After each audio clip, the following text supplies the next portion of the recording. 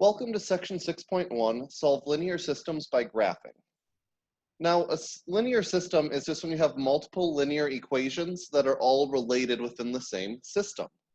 So what makes it a system is you have multiple linear equations.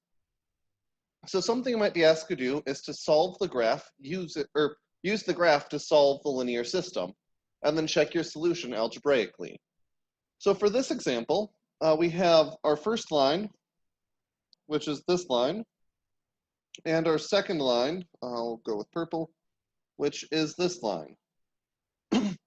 So if we're trying to find where these linear systems intersect, or what point are they the same, that's going to be right here on the graph, where those two lines intersect. And that point looks like it's going to be at about 3, 2. So one way so this is using the graph to solve the system. Where are those lines, where do they have the same value? At that point where they intersect. Now we can check it algebraically by plugging the point 3, 2 into each of our equations to make sure that it works. So if x is 3, this top equation then would be 3 plus 2, and if y is 2, does that equal 7? Well, 2 times 2 is 4. 3 plus 4 does indeed equal 7. So yes, it works for that one. And let's make sure that that same point works on the other scenario. So 3 times 3 minus 2 times 2, does that equal 5? Well, 3 times 3 is 9, minus 2 times 2 is 4. Does 9 minus 4 equal 5? Yes, it does. So in both of those equations, the point 3, 2 works, and that is the point at which it intersects both equations. So that has to be our solution. It's when x is equal to 3 and y is equal to 2. So we can also then solve the linear system by graphing it ourselves. Now for this one, what I would probably do for our first equation here would be I'd probably rewrite this in slope-intercept form. So I just add an x to the other side. So I'd get y equals -7 plus x, which we could actually rewrite as x plus -7. The reason I do this is because now this is in slope-intercept form. So now we'll have a y-intercept at -7, 1, 2, 3, 4, 5, 6, 7, and we'll have a slope of 1. Or in other words, we would go up 1 and over 1 to get to our next point. And then up 1 and over 1, and up 1 and over 1, and up 1 and over 1, up 1 over 1, up 1 over 1, and up 1 over 1. And so I can go and connect the dots here, and we've got our line. So that's our first line. For our second line, probably the easiest way to do this would be find your x and y intercepts. So remember, for your x-intercept, you would plug in a 0 for your y, and what's left then is x equals -8. Oh, well that's going to be a little bit trickier, because my graph here does not go to a negative.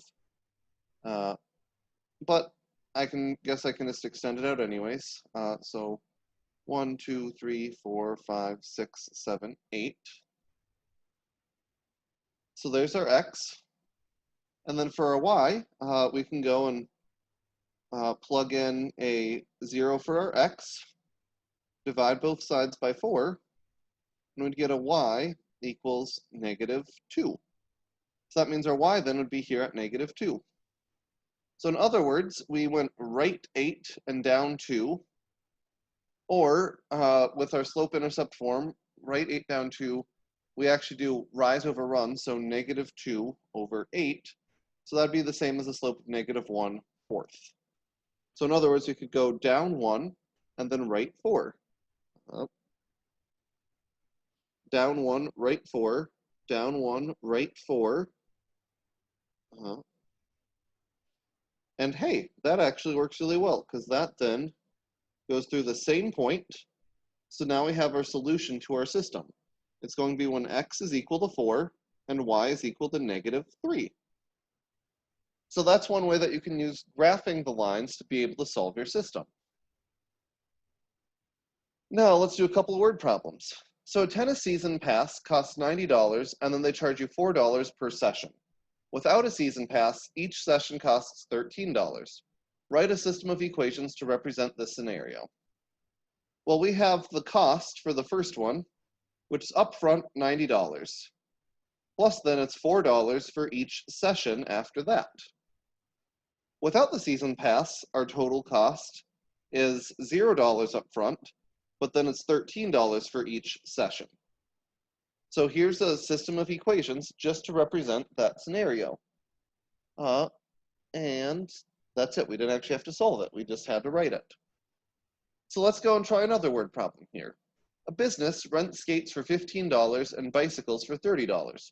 One day, a business has 25 rentals and collects $450. How many skates were rented? How many bicycles? Well, there's a few different things that are hidden in here. First, there's a total of 25 rentals. So the number of skates plus the number of bicycles rented has to equal 25. So that's one of our equations that's sort of hiding in this equation, or in this sentence. The other thing is we have to factor in the cost of renting each of those. So if the number of skates times $15 plus the number of bicycles times $30, when we add that up, that needs to come to the total cost of the whole thing, which is $450. Well, I believe, yep, we have to solve this by graphing because that's what this whole section is about. So what I will end up doing here is I'm going to actually rewrite this using x's and y's. So I'm going to say that our s is our, let's call s is y, and b is x. So instead of our s and our b, we will do a y and an x. So y and x, y and x. The reason I'm going to do this is because now we have it in variables that we can use our graphing calculator for. We just need to solve for y. So for the top one, we can subtract x from both sides. And what will be left is y equals 25 minus x. Well, for that next line, we have 15y plus 30x equals 450. So we can subtract the 30x right away from both sides, which will leave us with a 15y equals 450 minus 30x. Let me fix that 450 quick just so it looks a little bit nicer. And now we can divide both sides by 15. Well, that's going to be, say that y is equal to 30, because 450 divided by 15 is 30, minus 30 divided by 15 is 2x. And now we've got our two equations, we can go ahead and go to our calculator and graph this. So if we come over here to our graphing calculator, we can type in our first equation was 25 minus x. Then we can scroll down to y2 for our second equation, which was 30 minus 2x. And let's just go ahead and see what our standard graph will look like. Can we see anything yet? Nope, looks like our lines are a little bit too tall. So let's go back to our window then, and we'll change our y max to be, maybe we'll go up to 50. That seems reasonable. So here's our first line coming through, and there's our second line coming through. You can see where they intersect, it's right about here, but that's a little hard to tell what the coordinates are of that point. So we can then go second, calc, go down to number 5, which is intersect. And that wants to know what's the first curve. Well, the first curve, sure, that can be this bottom line, so we'll just hit enter.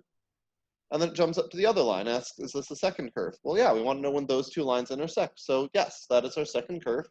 So we can hit enter. And then you hit enter once more when it asks you to guess. And now you can see that the intersection happens when x equals 5 and y equals 20. So if x is equal to 5 and y equals 20, well, x was the number of bicycles. So that means they rented 5 bicycles. And y was 20, that was the number of skates. So that means there was 20 skates.